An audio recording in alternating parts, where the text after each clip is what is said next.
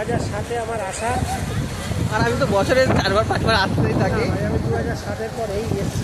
আমার তো না নেই, কারণ আমি ঘুরতে ভালোবাসি, এর জন্য আসতেই থাকি।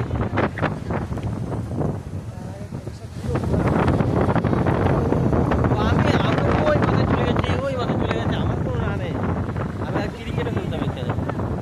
এখানে ক্রিকেট ওই মাঝে মাঝে আমরা স্টুয়ার্টে সব আসতাম ব্যাট বল। এত নিচা যে আমরা এখানে প্রত্যেক রবিবারে স্টেশনে